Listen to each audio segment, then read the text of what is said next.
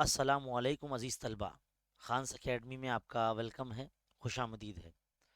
My dear student, इस video में जो है आप देखेंगे 10th क्लास का, महाराष्ट्र बोर्ड 10th क्लास का मैथ्स वन का यानी अलजेब्रा,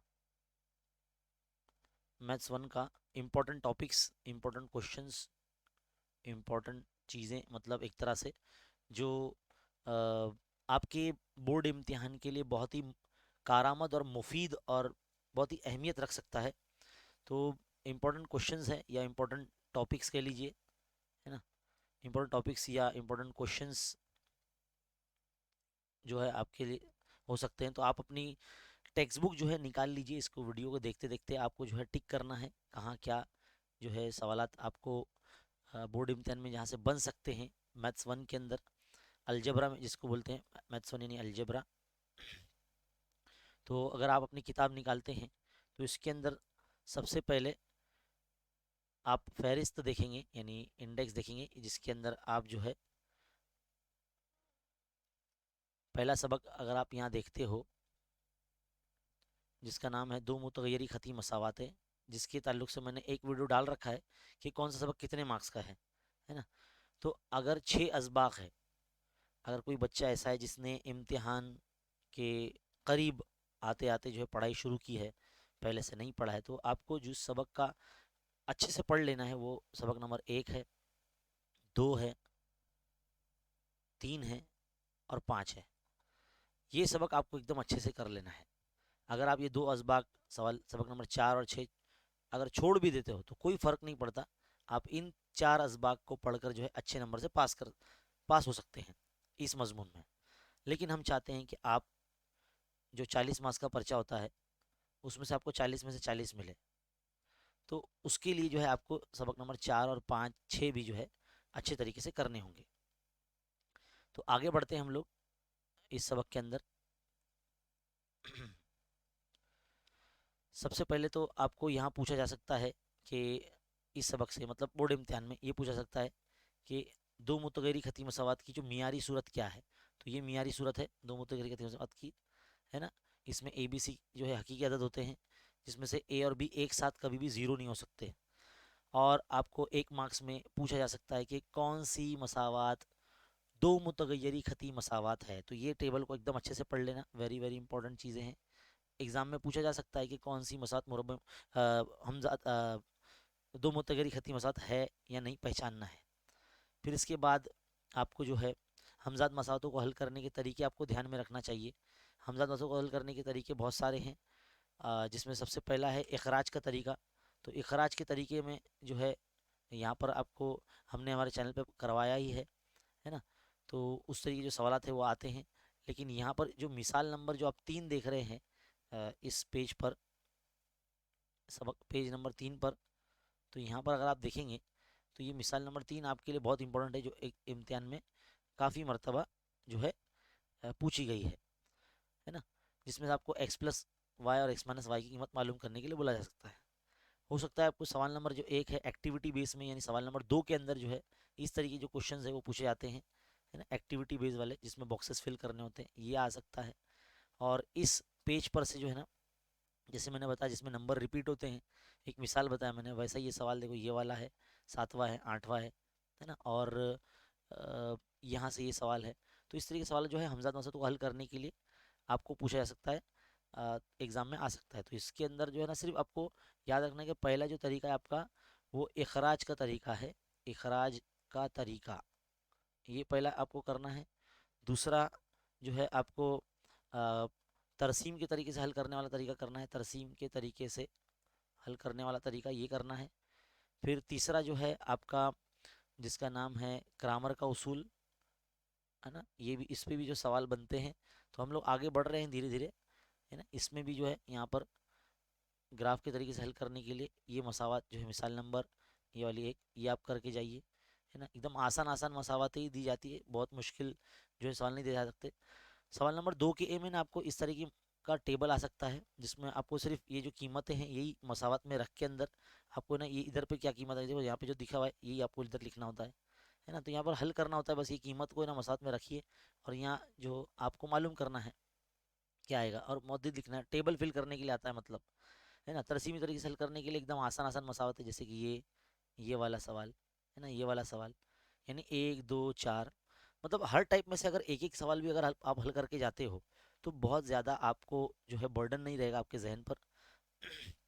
देखो यहाँ पर भी जो है मुरब्बा काली पर भी सवाल बनता है कि इसका दर्जा कितना है, तो भाई इसका दर्जा 2 है ना, इसके ऊपर, क्योंकि इसमें 2 उमूदी कतारें 2 उफ़क़ी कतारें हैं, है ना, इसलिए जो है इसका दर्जा 2 है, तो इस पर भी सवाल बनता है एमसीक्यू में।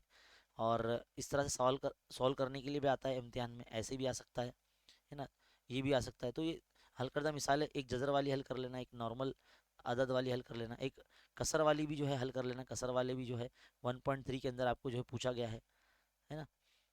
और मिसाल देखो क्रैमर के उसूल के मुताबिक ये जो मिसाल है बहुत इंपॉर्टेंट है, इस तरह के जो सवाल है बन सकते हैं। हो सकता है कि आपको एक्टिविटी बेस में सवाल नंबर 3 के अंदर ये ऐसे अमली काम आपको आ जाए, तो ये भी कर लेना आप ग्रामर के उसूल पर। आगे बढ़ते हैं, है ना। क्वेश्चन नंबर 2 के अंदर आपको इस तरीके का सवाल भी आ सकता है मुरब्बा कालिब हल करने के लिए, ये कसर वाला हल कर लेना। वैसे हमारे चैनल पर सब चीज़ जो है मैंने करवाया है, आप जो है इसी वीडियो के डिस्क्रिप्शन में और प्लेलिस्ट में जाके देख सकते हैं। ग्रामर के उसूल पर जो है एक और सवाल ये आप हल कर लीजिए, है ना, और ये एक हल कर लीजिए, ये वाला एक हल कर लीजिए, तो 1 2 4 ये आप कर लीजिए।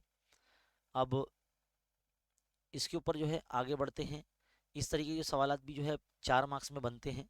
मिसाल नंबर अगर आप 2 देखेंगे तो 4 मार्क्स, जिसको हॉट्स क्वेश्चन कहते हैं, उस बेस के जो सवालात हैं यहाँ से बन सकते हैं, इस तरह के सवालात बन सकते हैं। वो मशकी सेट 1.4 से जो है सवालात बन रहे हैं, तो हो सकता है कि भाई इस बार इम्तिहान में आपको ये सवाल आ सकता है ना, या फिर ये आ सकता है, तो इसकी प्रैक्टिस करके चले जाइए आप। फिर ये जो एक्टिविटी है आपके, आपने स्कूल के इम्तिहान में भी आपने देखा होगा, आपके स्कूल के इम्तिहान में भी जो है इस तरह की एक्टिविटी अमली काम जो है आपको पूछा गया है, जिसमें सलीम और सलीमा की मौजूदा उम्र के बारे में बताया गया है, और उसको जो है आपको सिर्फ मसावत बना के छोड़ देना है। तो इस तरह के भी सवाल भी इम्तिहान में आ सकते हैं, ये करके जाइए आप। और हो सकता है आपको ये मिसाल जो है ये वाली ये भी आ जाए, तो ये आप जो है इसको करके जाइए। मैंने जितना भी आपको जो बता रहा हूँ मैं, ये मेरा गेसिंग पावर है, यानी ये जो मेरा अंदाज़ो क़याफ़ा है। हो सकता है इसमें किसी को इख्तलाफ हो इस सवाल में, इस बताने के इसमें, है ना। यहाँ से जो है सवाल इस तरीके से 1.5 का ये क्वेश्चन नंबर 2 ये आ सकता है, ये भी आ सकता है ना। और ये माजिद वाला हॉट्स क्वेश्चन में सवाल नंबर 4 में आ सकता है, ये आपको करना है।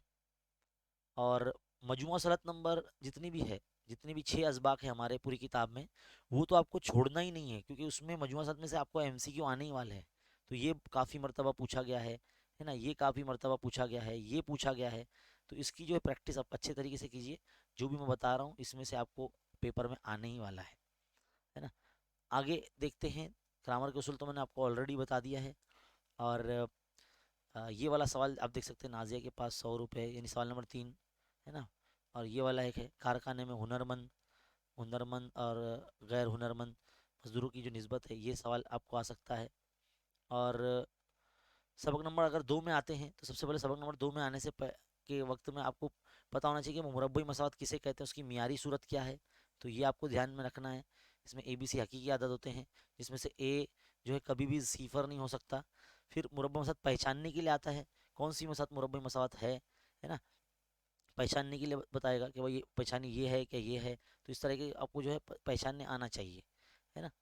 जिस मुतगैर का दर्जा 2 होगा, है ना, और मस्बत में होगा और यक मुतगैर होगा, ऐसी मसात को दो मुतगैरी खती मसात आप कहेंगे, यानी मुरब्बी मसात कहेंगे। सॉरी, मुरब्बी मसात कहेंगे, माफ़ कीजिएगा, दो मुतगैरी खती मसात नहीं, मुरब्बी मसात कहेंगे। एक दर्जे वाली 2 दर्जे वाली यक मुतगैरी खती मसावत को मुरब्बी मसात कहते हैं, आप ये याद रखेंगे।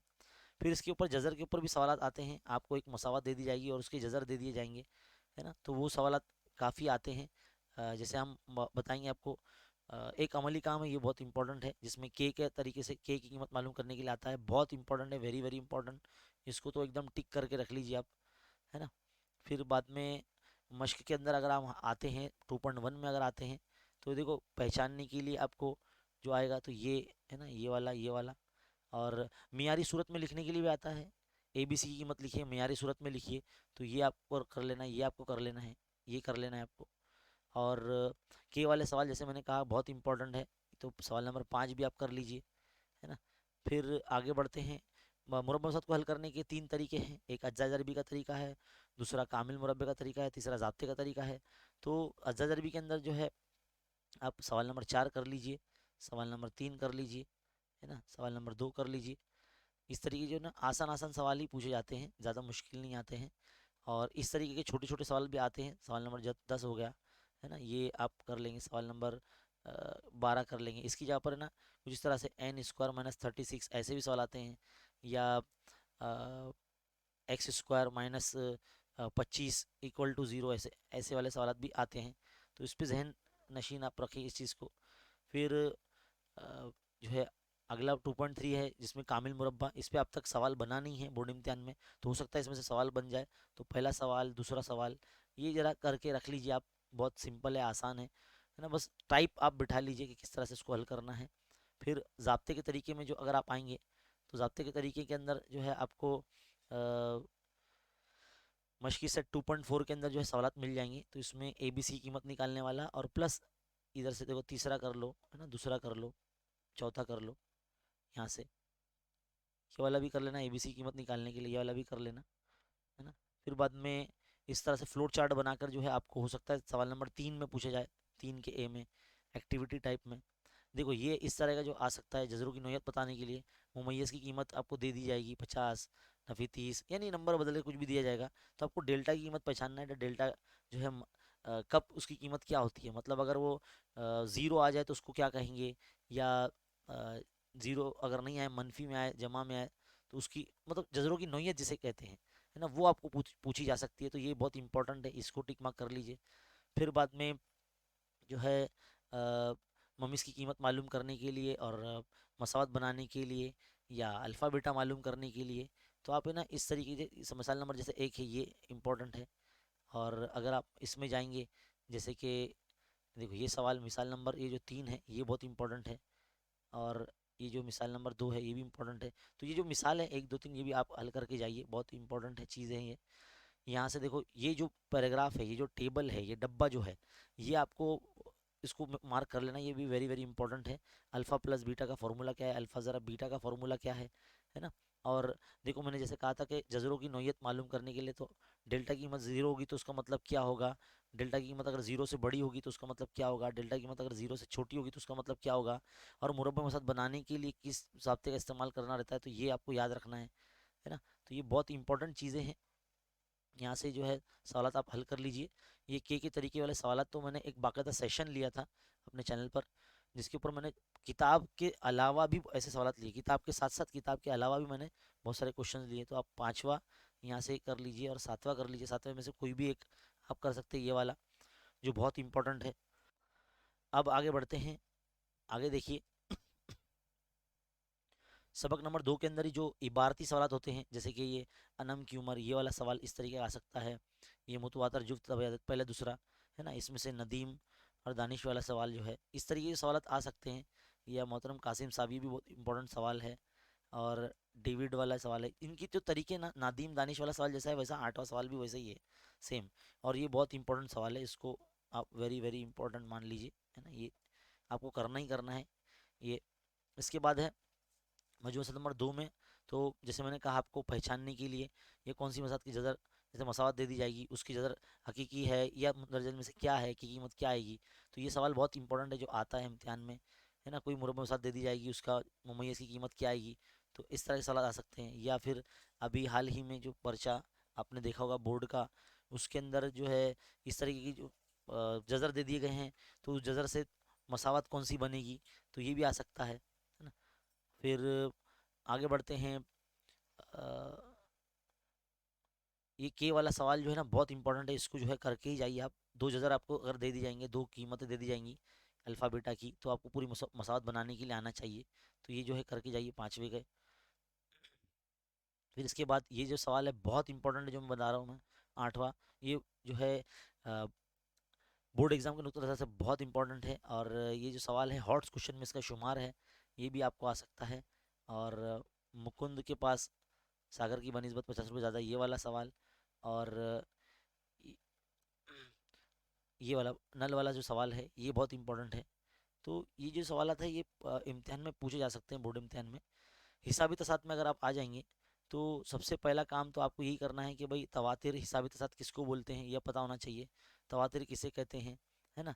और उस मुश्तरक फ़र्क कैसे मालूम किया जाता है ना। तो ये इसके लिए आपको करना है, इधर से कोई एक आधा कर लीजिए, दो कर लीजिए, है ना, यहाँ से एक दो कर लीजिए ये वाले। आसान आसान सवाल जो है इम्तिहान में पूछे जाते हैं। अभी जो है इम्तिहान में ये पूछा गया था जिसमें डी का कीमत 0 थी और 3.5 वगैरह दिया गया था, तो इस तरह के सवाल भी बनते हैं। आगे बढ़ते हैं, पेज नंबर अगर आप यहाँ पर आ जाएंगे मिसाल में, जिसमें टीएन की कीमत मालूम करने के लिए आपको बोला जाता है टीएन क्या होगा, तो एक मिसाल लेकर लीजिए। और हो सकता है कि आपको कौन सा 560वां रुकन कौन सा है तो ये भी पूछा सकता है, तो ये वेरी वेरी इंपॉर्टेंट है, इसका भी आप कर लेना, है ना। और फिर बाद में 4 से तकसीम पजीर, 5 से तकसीम पजीर, 2 से तकसीम पजीर, 10 से तकसीम पजीर, ऐसे कितने आदाद हैं, दो हिंदी आदाद है ना, उनकी जमा मालूम कीजिए, ऐसे सवाल आ सकते हैं। फिर ये जो मिसाल है ना, ये जो चारों मिसाल है ना, ये बहुत इंपॉर्टेंट है, इसकी तरह के क्वेश्चन एक आधा एग्जाम में आ सकता है। ये हिसाबी तो साथ दे देगा, इसमें 5, 11, 17, 23 से लेके क्या इसमें 301 अदद आता है क्या, ऐसा पूछेगा, तो उसको कैसे हल करना ये देख लीजिए आप, ऐसा एग्जाम में पूछा जा सकता है ना। ये बहुत इंपॉर्टेंट जो है क्वेश्चंस मैं आपको बता रहा हूँ मैं। और यहाँ से कोई भी रुकन अगर आपको मालूम करना है तो कैसे मालूम करेंगे, वो आपको कर लेना है ना। और एक एक आधा इसमें से करके जाइए। फिर आगे बढ़ते हैं, आगे बढ़ेंगे तो आपको देखो पेज नंबर जो 70 है आपका, इस पर जो ये जो फॉर्मूले है, पहले एन तब अदद की जमा, यानी अगर गिनती की अदद की जमा मालूम करना है तो ये फॉर्मूला आपको लगाना है ना। S N is equal to N bracket N plus 1/2, ये फॉर्मूला आपको लगाना है। फिर अगर आप आगे बढ़ेंगे, जुफ्त तब अदद की जमा मालूम करनी है, मतलब अगर 2, 4, 6, 8 ऐसे जितने भी जुफ्त तब अदद, तो 50 पहले 50 जुफ्त तब अदद या पहले 100 जुफ्त तब अदद, उसका फॉर्मूला क्या हो जाएगा, S N is equal to N bracket N plus 1। तो इस तरीके से जुफ्त तबई आदत अगर मालूम करना है जमा, तो ये फार्मूला आप इस्तेमाल कर सकते हैं। वैसे तो इस सबक में एस एन के जो है दो फार्मूले, S N is equal to n/2 bracket में T1 प्लस Tn, ये फार्मूला है। और उसके बाद S N is equal to n/2 2 bracket 2a plus n minus 1 ज़रब d, ये फार्मूला है। तो ज़रूरी नहीं कि हर जगह ये दो फार्मूले लगाए जाए, ये वाला भी फार्मूला लगा सकते हैं। अगर आपको ताक तब अदद की जमा मालूम करने के लिए बोला जाए तो आप ये वाला फार्मूला लगा सकते हैं, जैसे कि यहाँ बताया गया S N is equal to N square, है ना। तो इस तरीके के जो सवालात है वो इम्तिहान में पूछे जा सकते हैं। 1 से लेके 50, 1 से लेके 150 के दरमियान में ताक तब अदद, या इसकी हदूद जो है नंबर्स की अलग दे दीजिएगा, 20 से लेके 250 के दरमियान में, या 100 से लेके 250 के दरमियान में ताक तब अदद की जमा मालूम कीजिए। तो आपको जो है ना उस तरह से लिखते आना चाहिए। देखो ये जो सवाल है बहुत इंपॉर्टेंट है, एक पहले 130 जुफ्त तबैयत या पहले 20 जुफ्त तबैयत की जमा मालूम कीजिए, तो उसमें जो है इस तरह के सवाल बनेंगे आपके इम्तिहान में। और ये सवाल जो है ये भी इम्पोर्टेंट है। और ये जो आप रवा खाका देख रहे हैं ये वाला, ये भी जो है सवाल नंबर 5, ये भी इम्पोर्टेंट है। ये सब जो है टिक मार्क करते चलिए आप। और इस तरीके के जो सवाल हैं जो हॉट्स क्वेश्चन में पूछे जा सकते हैं, जो आप देख रहे हैं यहाँ पर मुतवातिर अरकान जो है आपको हिसाब इत्तेसात के पता होने चाहिए, तो ही आप इस तरीके के जो सवाल है वो हल कर पाएंगे। आगे बढ़ते हैं, मशकी सेट 3.4 है जिसके अंदर इसके इस्तेमाल है हिसाब इत्तेसात के। तो इसके ऊपर जो सवाल बनता है कि खान साहब वाला है जो कर्जा लेते हैं, है ना, किस्त वाली स्कीम के लिहाज से, और पहली किस्त कब भरते हैं, आखिरी किस्त क्या होती है, 12 महीने किस्त होंगी, तो कुल किस्त कितनी होगी, वगैरह वगैरह, इस तरीके के सवाल है इम्तिहान में बनते हैं। और एक कारगिल में एक हफ्ते का ये जो सवाल है ये बहुत इंपॉर्टेंट है, यौम माहौलियात के मौके पर एक स्कूल के मैदान में मुसल्लस की शक्ल में दरख्त लगाने का। तो ये जो सवाल है बहुत इंपॉर्टेंट है। यहाँ से इस तरीके से जो MCQ देखो ये बनता है, इस सबक से जो MCQ बनते हैं वो ये बनता है। और ये जो है जो मैं अभी लगाने जा रहा हूँ बहुत इंपॉर्टेंट है, बहुत ज़्यादा। देखो नंबर 5 और ये है नंबर 7, ये बार बार जो है बहुत सारे स्कूल के प्रीलियम के इम्तिहानों में सब तरफ ये जो है पूछा गया है, तो ये भी जो है आप कर लीजिए, बहुत इंपॉर्टेंट सवाल है ये। और यहाँ से जो है आपको ये सवाल जो है अच्छे से कर लेना है, वेरी वेरी इंपॉर्टेंट है ना, यहाँ से ही कर लेना है। तरीका बस ध्यान में रखना है आपको। यहाँ से देखो सवाल नंबर 12वां है जो कि हमने लाइव सेशन में करवाया है, हमारे चैनल पर भी करवाया है। 12, 13 ये कर लीजिए, ये बहुत इंपॉर्टेंट है। ये 11वां भी कर लीजिए। बस इसके सोल्यूशन आप देख सकते हैं, चैनल पे मौजूद है हमारे। सबक नंबर 4 में अगर आप आ जाएंगे तो पहला सवाल अगर एमसीक्यू में अगर पूछा गया तो वो ये पूछा जाएगा भाई कब रुपए अमल में लाया गया था। 1 जुलाई 2017 को जो है जीएसटी कानून लाया गया था। जीएसटी मतलब गुड्स एंड सर्विस टैक्स, यानी अशिया और खदमात टैक्स, है ना। फिर हो सकता है कि आपको इसमें एक बिल दे दिया जाए और उसको देख के जवाब देने के लिए बोला जाए, या हो सकता है कि आपको पूछ लिया जाए कि जीएसटीआई नंबर क्या होता है। ये ताजिरों के पास ही होता है जो बड़े पैमाने पर जो सामान खरीदते हैं और बेचते हैं, और इसमें हिंदसी हरूफ की तादाद कितनी होती है, तो भाई 15 होती है ना। ये हमने ये देखो हम यहाँ बता रहे हैं आपको, इसमें 15 होती है। और इसमें जो पैन नंबर होते हैं 10 डिजिट, है ना, पैन नंबर जो है 10 डिजिट होते हैं, और बाकी कुल जो है 15 हुर्फी हिंदसी अदद होते हैं। और ये आपको याद रखना है 27 जो है इसमें स्टेट कोड होता है। तो इस तरीके के सवाल भी पूछ जाते हैं। एचएसएन कोड क्या होता है, हर चीज़ को, दुनिया की हर चीज़ को जो है ना एक कोड दे दिया गया है जिसको हार्मोनाइज सिस्टम नोमेनक्लेचर बोलते हैं, एचएसएन बोलते हैं। तो एचएसएन कोड हर चीज़ को दिया गया है ना। फिर यहाँ पर किस मद पे कितना टैक्स है ये आपको पता रहना चाहिए। 5% टैक्स जो है सिलेंडर पे कितना है, चाहे पत्ती तेल कुछ भी पूछा जा सकता है इम्तिहान में यहाँ से कि भाई किस मद पे 5% टैक्स है, या आपको पूछा जाएगा कि भाई अचार या घी पर कितना टैक्स है, तो भाई 12% है, 12% जीएसटी है ना। और जितने भी लग्जरी आइटम्स है, यानी ऐशो आराम की जो टैक्स लगते हैं, जैसे कि आप 5 स्टार होटल वगैरह में कहीं गए, 7 स्टार होटल में गए, या एसी आपने खरीदा है, तो उस पर 28% जीएसटी होता है। तो ये आपको याद में रखना है ना। जीएसटी की दो किस्में हैं, सीजीएसटी और एसजीएसटी। उसको जो है वो जीएसटी के आधे आधे होते हैं, है ना। तो यहाँ से जो सवाल बन सकता है इस सबक से, मतलब इस इससे तो जो बहुत इंपॉर्टेंट है वो मिस्टर लस्टर पेंट वाला सवाल है। ये बहुत ज़्यादा इंपॉर्टेंट है। खिलौने वाला जो सवाल है ये आ सकता है इम्तिहान में। सवाल नंबर 5 में 4 में अगर पूछा गया 4 मार्क्स के लिए, तो ये सवाल नंबर 6 बहुत इंपॉर्टेंट है। तो ये जो सवाल है बहुत इंपॉर्टेंट चीज़ें हैं। और आगे अगर देखा जाए इसके अंदर आउटपुट टैक्स क्या होता है, इनपुट टैक्स क्या होता है, यानी अदा करदा जीएसटी कैसे मालूम करते हैं, तो मशकी सेट 4.3 की जो सवालत आपको जो है बहुत अच्छे तरीके से करना है। 4.2 के सवालत अच्छे से करना है। 4.2 में ऐसे ही सवाल आपको दिए गए हैं कि एक बंदा जो है एक जगह से माल सामान खरीदता है, दूसरी तरफ ले जाके ज़्यादा दामों में बेचता है, तो जितना वो पैसा कमाता है तो वो उसका जीएसटी आ जाएगा, है ना। तो ये जो चीज़ें हैं इसमें आपको कोशिश करना है कि इधर से एक आधा सवाल आपको करके जाना है। ये जो सवाल है बहुत इंपॉर्टेंट है, जो मैंने पहला दूसरा लगाया है ना, ये बहुत इंपॉर्टेंट सवालात है, क्योंकि इस सबक से जो है ना सवालात इस तरीके से बन सकते हैं। और ये वाला जो सवाल है ये भी बहुत इंपॉर्टेंट है, एक करके चले जाइए आप। फिर आगे बढ़ते हैं। और किसी भी अगर साहब इसको जो है ना ऑप्शन में, अगर आप वो जो बच्चे जिन्होंने पढ़ा ही नहीं है तो ऑप्शन में डाल सकते हैं इसको, है ना। इसके बिना भी जो है आप पास हो सकते हैं। और इस सबक के अंदर जो है ना एक और इम्पोर्टेंट चीज़ है कि अगर बाज़ार भाव जिसको हम मार्केट वैल्यू बोलते हैं यानी एमवी बोलते हैं, और दर्शनी कीमत जिसको हम फेस वैल्यू बोलते हैं यानी एफई बोलते हैं, ये बड़ा रहेगा, यानी बाज़ार भाव बड़ा रहेगा तो उसको तब क्या बोलेंगे हम, है ना, ज़ायद कीमत बोलेंगे। अगर दोनों बराबर है तो हम कीमत कहेंगे यानी शेयर एट पार। और अगर बाज़ार भाव कम है दर्शनी कीमत से तो उसको शेयर एट डिस्काउंट यानी तखफीफी कीमत कहेंगे, है ना। कुल सरमायाकारी कैसे मालूम की जाती है, ये सवाल नंबर 2 में 1 मार्क्स में या 2 मार्क्स में आ सकता है। शेयर की तादाद को बाजार भाव से ज़रब करना होता है तो उसको सरमायाकारी मालूम हो जाती है, यानी कितना पैसा लगाया बंदे ने ये मालूम हो जाता है।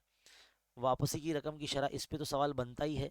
ये इस तरह का जो टेबल है ये आपको इम्तिहान में आ सकता है ना। टेबल आपको आ सकता है, टेबल को देख के आपको बताना है कि भाई हम कीमत है या ज़ायद कीमत है या कम कीमत है ना। ये सवाल जो है बहुत इंपॉर्टेंट है, वेरी वेरी इंपॉर्टेंट है। इस तरह के सवाल आप हल करके जाइए।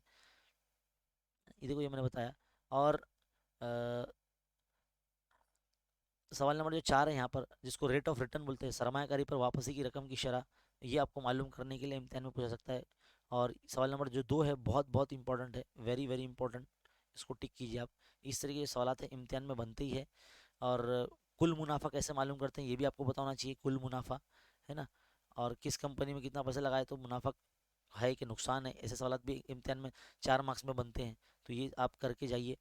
और कुल मुनाफा मालूम करने के लिए यानी टोटल डिविडेंड को यानी फेस वैल्यू को, जो डिविडेंड होता है, जो मुनाफा होता है, मुनाफे की शरह से ज़रब कर देते हैं तो हमको कुल मुनाफा यानी टोटल डिविडेंड मालूम हो जाता है ना। तो ये आपको ध्यान में रखना है, शॉर्टकट ये जो चीज़ें याद रखनी है।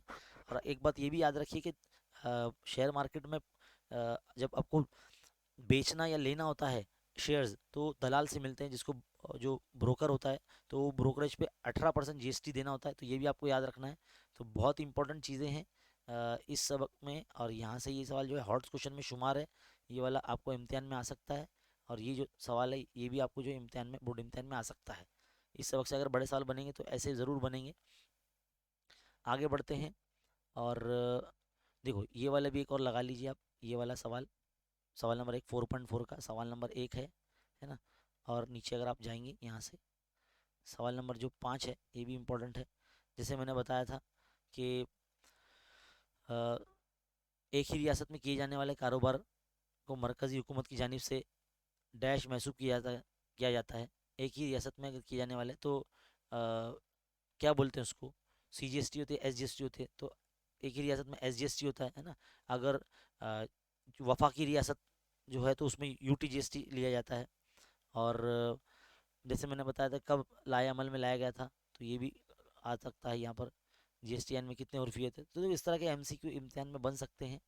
और ज़िंदगी की जो लाजमी अशिया है, यानी ज़रूरी जो अशिया है उसके ऊपर अशिया खिदमत टैक्स कितना है, यानी जैसे ज़रूरी अशिया बोले तो उसमें 0% है। अगर आप देखेंगे जब सबक का जो स्टार्टिंग है वहीं पे जो टेबल बनाया गया है किस पर कितना परसेंट जीएसटी है, वो आप टेबल याद रखिए अच्छे तरीके से, वहाँ से सवाल बनते हैं। सवाल नंबर 6, ये एमसीक्यू देखिए कि अगर कोई दो ताजिर है उनके दरमियान में अगर लेन देन हो रहा है तो उसको बी टू बी बोलते हैं। तो इस तरह का भी जो है एमसीक्यू यहाँ से बनता है। और बाकी तो आपको यहाँ पे से ज़्यादा कुछ करना नहीं है, जैसे कि 4B से ये वाला आप कर लीजिए, है ना। और ये वाला आप एक कर लीजिए, दलाली पर जो है 18% जीएसटी होता है, ये कर लीजिए। आगे बढ़ते हैं, सबक नंबर 5 की तरफ आते हैं, एहतिमाल में। तो एहतिमाल तो एक गेम है, एक खेल के तरीके का सबक है, जहाँ से आपको कुछ भी चीज़ छोड़ना नहीं है, बस ये आप पढ़ के जाइए। इसमें पता होना चाहिए आपको 52 पत्ते में कुल इक्के कितने होते हैं, कुल तस्वीरी पत्ते कितने होते हैं। तस्वीरी पत्ते 12 होते हैं, बिना तस्वीरी पत्ते जो है 40 होते हैं, जिसमें कोई तस्वीर नहीं होती। ये आपको याद रखना है ना। इस पर सवाल बनते हैं। और एक पासा उछाला गया तो कितने जो है मुमकिनात होंगे, दो पासे उछाले गए तो कितने मुमकिनात होंगे, ये आपको याद रखना है। एक सिक्का उछालने पर कितने मुमकिनात होते हैं, कितने आउटकम्स आते हैं। दो सिक्के उछालने पर कितने आते हैं, तीन सिक्के उछालने पर कितने आते हैं, तो ये आपको याद रखना है। आपको हो सकता है इसको एक एक और दो दो मार्क्स के लिए पूछा जा सकता है। आगे बढ़ते हैं। इस सबक के अंदर जो मेन इंपॉर्टेंट जो चीज़ें हैं वो कुछ इस तरीके के जो सवालात हैं। मिसाल नंबर जो 2 आप देख रहे हैं ये सवालात है ना। और हॉट्स क्वेश्चन भी इधर से बन सकता है, तो हॉट्स क्वेश्चन की लिस्ट मैंने ऑलरेडी दे रखी है चैनल पर, प्लेलिस्ट में जाके आप देख सकते हैं। देखो 52 पत्तों की हड्डी पर जो है सवालात अभी तक बोर्ड एग्जाम में बने नहीं है, तो इस तरह के जो सवालात आ सकते हैं इम्तिहान में 3 मार्क्स के लिए, है ना। एक बात हमेशा याद रखिए कि एहतिमाल को हम कसर की या फीसद में जाहिर कर सकते हैं, लेकिन आशारिया की सूरत में, या एक 0 और 1 के दरमियान में ही होता है। हाँ, 0 और 1 के दरमियान में ही किसी भी वक़्वे का एहतमाल होता है, एक से ज़्यादा नहीं होता। ये हमेशा याद रखेंगे क्योंकि इम्तिहान में पूछा जा सकता है एमसीक्यू के अंदर, है ना। और यहाँ से देखो जैसे मैंने बताया अभी आपको, ये जो एमसीक्यू बहुत इंपॉर्टेंट है ना, ये आप लगा लीजिए। और इस तरीके जैसे आते हैं 5वां नंबर, देखो ये भी आता है, बहुत इंपॉर्टेंट है। और एक पासे के रुख है ये वाला सवाल, है ना। एक थैली में एक बॉक्स में इतने कार्ड है, इसके ऊपर है, देखो ये तो मैंने लाइव सेशन में ये सवाल करवाया है, वेरी इंपॉर्टेंट ये वाला सवाल। और फिर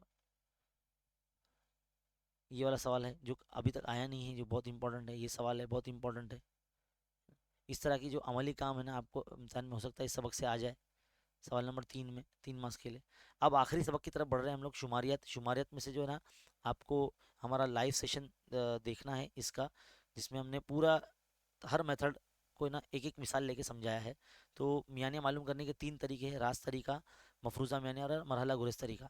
तो आप जो है हर तरीके का एक एक क्वेश्चन जो है कर लीजिए और उसके फार्मूले याद रख लीजिए, क्योंकि 1 मार्क्स के सवालात भी ना इसमें इसके फार्मूलों से बनते हैं। जैसे कि आपको ये दो की कीमत दे दी जाएगी, है ना, इन दोनों की कीमत दे दी जाएंगी और बोलेगा डी बार मालूम कीजिए या एक्स बार मालूम कीजिए, तो इतना आपको हल करना पड़ेगा। सवाल नंबर 1 के बी में भी आ सकता है आपको, जिसमें 1 मार्क्स के क्वेश्चन आते हैं।